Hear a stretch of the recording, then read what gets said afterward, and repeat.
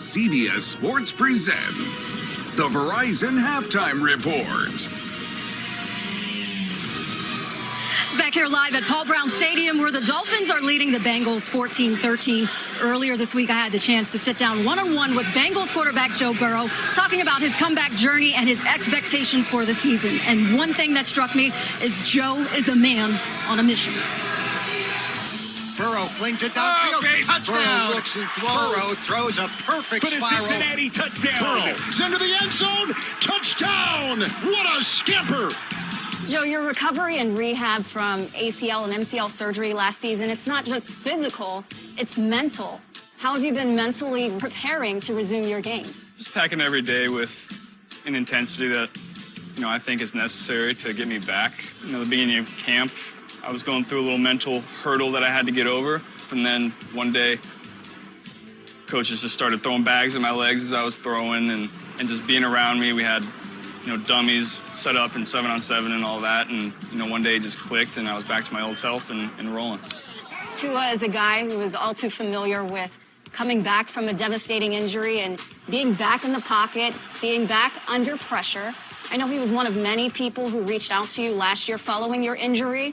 What was that conversation like?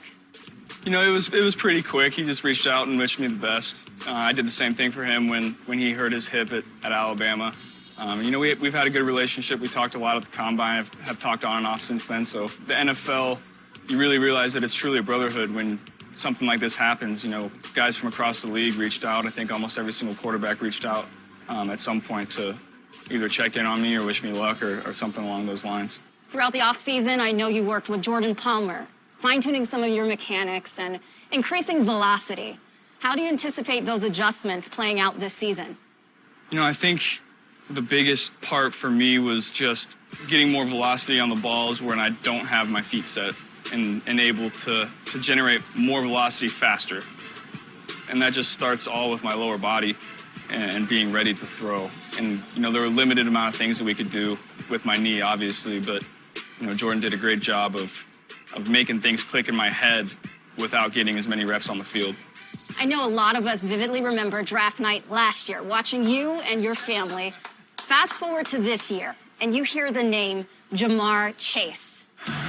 Burrow going for all of it. Touchdown, Jamar Chase. Right corner of the end zone, Jamar Chase. Touchdown, Tigers. He was one of your favorite targets in Baton Rouge. How did you react, and what was the first thing you said to Jamar? I was excited. I think I texted him that morning, just get ready.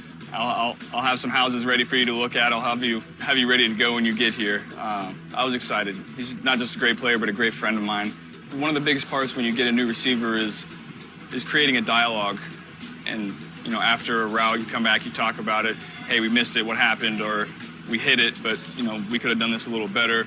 Or we hit it, and I would be like, hey, that's perfect. Do that every single time. We already had that. We hadn't thrown together for a while, so there were little bumps and bruises at the beginning, but, we have it rolling now, and it's going to be fun to watch. Who do you enjoy watching film on, and maybe what are some of your takeaways in watching your peers? I really like watching film of everybody. Everybody does really good things, whether it's Aaron Rodgers, Kirk Cousins, Josh Allen, Lamar Jackson. Everyone has their own style, and you like to take little things from everybody and then try to apply it to your own game. I just like watching people that are really good at their job, whether it's the Olympics or somebody rowing or gymnastics or the best quarterbacks in the league. I just like watching people that are great.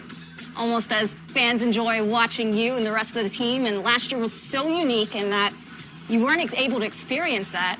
How much will it mean this year, having a packed house again at Paul Brown? It's going to be a lot of fun. I'm excited. We had a little open practice here in training camp, and there were like 10 or 15,000 fans, and that was just a taste of what's to come. We have great fans. We got to put a good product out on the field for them to come and watch and win some games, and they'll come.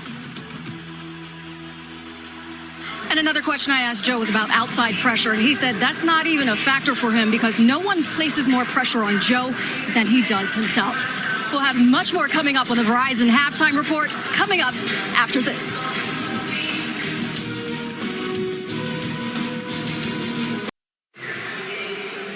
Live at Paul Brown Stadium, where the Dolphins lead the Bengals 14-13. We'll have more highlights on the Verizon Halftime Report coming up next.